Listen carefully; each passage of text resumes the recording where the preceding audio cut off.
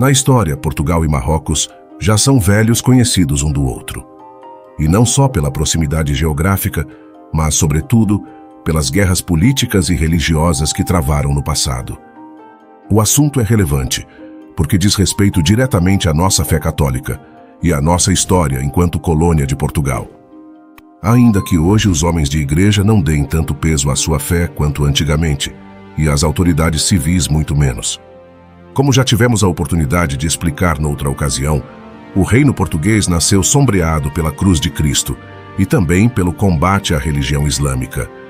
O escudo português, que não obstante a abolição da monarquia em 1910, manteve-se na atual bandeira do país, traz sempre 5 escudos azuis em forma de cruz, uma referência aos 5 reis mouros que o primeiro rei lusitano, Dom Afonso Henriques, venceu na Batalha de Ourique, depois de uma visão do próprio Cristo crucificado, nos seguintes termos.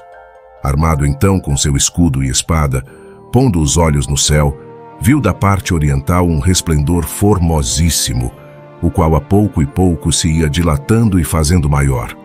No meio dele viu o salutífero sinal da Santa Cruz, e nela encravado o Redentor do mundo, acompanhado em circuito de grande multidão de anjos, os quais em figura de mancebos formosíssimos apareciam ornados de vestiduras brancas e resplandecentes, e pôde notar o infante ser a cruz de grandeza extraordinária, e estar levantada da terra quase 10 côvados. Com o espanto de visão tão maravilhosa, com o temor e reverência devidos à presença do Salvador, pôs o infante as armas que levava, tirou a vestidura real, e descalço se prostrou em terra, e com abundância de lágrimas, começou a rogar ao Senhor por seus vassalos, e disse: Que merecimentos achastes, meu Deus, num tão grande pecador como eu, para me enriquecer com este favor tão soberano? Se o fazeis para me acrescentar a fé, parece não ser necessário, pois vos conheço desde a fonte do batismo por Deus verdadeiro, Filho da Virgem Sagrada, segundo a humanidade, e do Padre Eterno por geração divina. Melhor seria participarem os infiéis da grandeza desta maravilha, para que, abominando seus erros, vos conhecessem. O Senhor então, com suave tom de voz que o príncipe pôde bem alcançar, lhe disse estas palavras: Não te apareci deste modo para acrescentar tua fé, mas para fortalecer teu coração nesta empreitada, e fundar os princípios de teu reino em pedra firmíssima. Tem confiança, porque não só vencerás esta batalha, mas todas as mais que deres aos inimigos da fé católica. Tua gente acharás pronta para a guerra, e com grande ânimo pedir-te-á que com título de rei comeces esta batalha. Não duvides de o aceitar, mas concede livremente a petição, porque eu sou o fundador e destruidor dos impérios do mundo. E em ti e tua geração quero fundar para mim um reino, por cuja indústria será meu nome notificado a gentes estranhas. E para que teus descendentes conheçam de cuja mão recebem o reino, comprarás as tuas armas do preço com que comprei o gênero humano, o daquele porque fui comprado dos judeus, e ficará este reino santificado, amado de mim pela pureza da fé e excelência da piedade. Esta última referência ao preço com que Cristo comprou o gênero humano e foi comprado dos judeus também se encontra na bandeira lusitana. Em cada escudo azul há 5 moedas, totalizando as 30 com que Jesus foi vendido na sua paixão. A conta não é 5 vezes 5, mas 6 vezes 5. Ao fazer os 2 riscos da cruz, temos de passar 2 vezes pelo centro. Ou seja, o escudo central e suas moedas são contados 2 vezes. Hoje a história conta a Batalha de Ourique, mas omite o milagre que o precedeu, porque uma era pretensamente científica, não pode aceitar Deus, muito menos um que se revele assim a um rei beligerante. Seja como for, a bandeira portuguesa continua ostentando o escudo que comentamos, inclusive na Copa do Mundo, e a interpretação para os seus elementos nunca foi desmentida, tenha Cristo aparecido ou não a Afonso Henriques.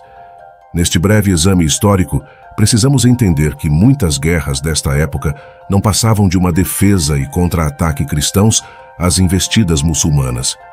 Não se trata de idealizar ou romantizar a Idade Média, nem de canonizar todas as personagens históricas envolvidas na resistência aos infiéis, porque não eram tudo flores, nem foram todos santos, mas sim de retratar a verdade histórica, tantas vezes obscurecida nas salas de aula. Por exemplo, Quem olha o mapa da expansão islâmica ainda nos primeiros 150 anos desde sua fundação, não pode conter o espanto. Neste prazo, a religião de Maomé conquistou toda a Península Arábica, o norte da África e a Península Ibérica praticamente inteira. E só não dominou também a França porque encontrou Carlos Martel no meio do caminho. O que explica um avanço tão rápido e em tão pouco tempo dos maometanos? Com sua leitura aguçada da realidade, Santo Tomás lembra que a difusão do cristianismo lenta e gradual foi muitíssimo diferente da que se deu com o Islã, e explica o porquê. Maomé seduziu os povos com promessas referentes aos desejos carnais, excitados que são pela concupiscência. Formulou também preceitos conformes àquelas promessas, relaxando desse modo as rédeas que seguram os desejos da carne. Também não apresentou sinais sobrenaturais.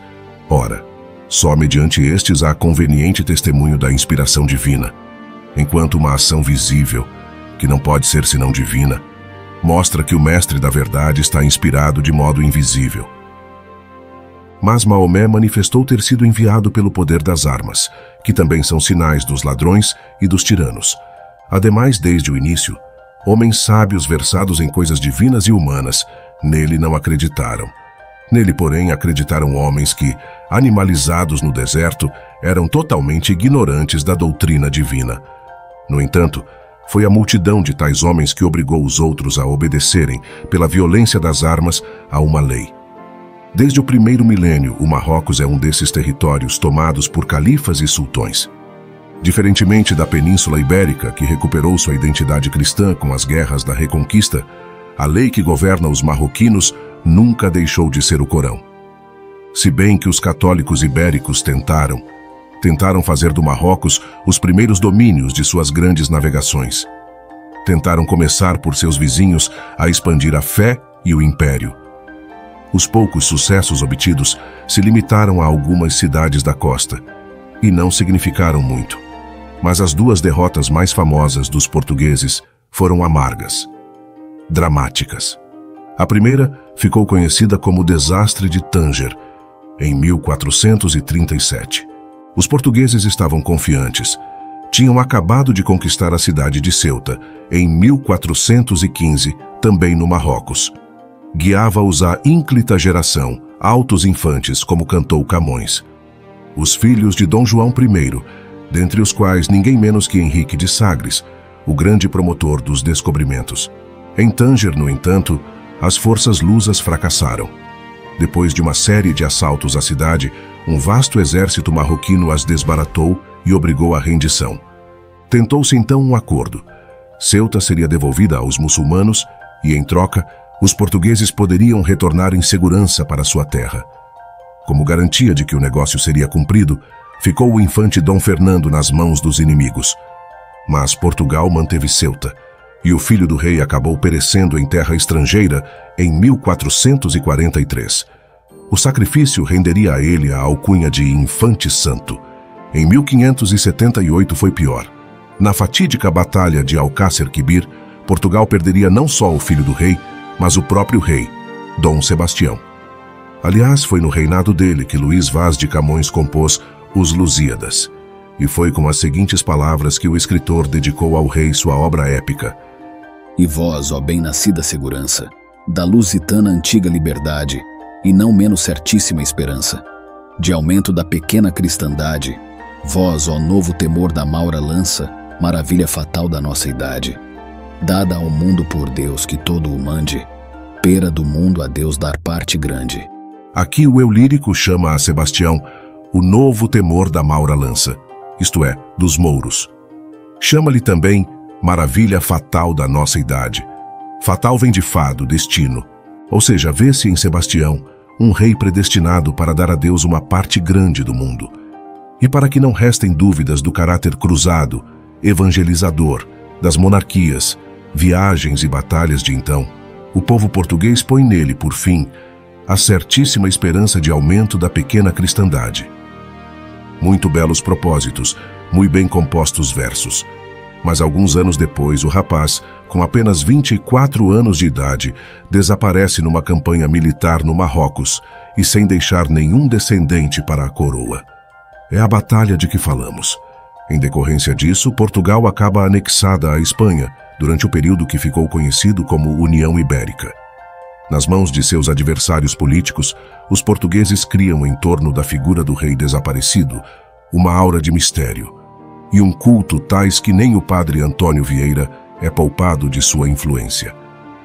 É o sebastianismo, uma mistura de religiosidade e messianismo político, que deve sempre nos alertar para os riscos de querer dar a César o que é devido somente a Deus. Hoje, alguns dos elementos de que falamos são rememorados anualmente num festival popular da cidade de Mazagão, no Amapá, a festa de São Tiago, em 25 de julho. Mas por que esse apóstolo e por que essa data? Os mazaganenses poderão dizer muito melhor do que nós, mas há pelo menos duas razões para a data. Primeiro, porque foi também num dia de São Tiago que Dom Afonso Henriques venceu os mouros na famosa Batalha de Ourique. E segundo, porque São Tiago costumava aparecer miraculosamente em vários dos combates cristãos contra os muçulmanos na época da Reconquista. Daí o título que lhe foi dado, e que permanece até hoje, de Matamoros, não muito politicamente correto. Além disso, a cidade amapaense foi fundada em 1770 para receber a população de uma cidade de mesmo nome, no Marrocos, que deixara de ser possessão lusitana. O lugar foi anexado à coroa por Dom Manuel I, só 2 anos depois do descobrimento do Brasil, mas foi perdido durante os anos tirânicos do Marquês de Pombal. Hoje se chama El Jadida e abriga uma das 7 maravilhas de origem portuguesa do mundo. A cidade fortificada de Mazagão, cuja cisterna manuelina é de cair o queixo, ao menos pelas fotos. Mas a cidade de Mazagão mesmo, com gente morando nela, trazendo o sangue luso-marroquino nas veias e fazendo festa católica nas suas praças, isso agora só é possível no Brasil. Fazemos votos de que os católicos brasileiros e portugueses redescubram sua história e vocação. Este vídeo foi apenas um tira-gosto, mas há muito mais a ser lido, estudado e conhecido.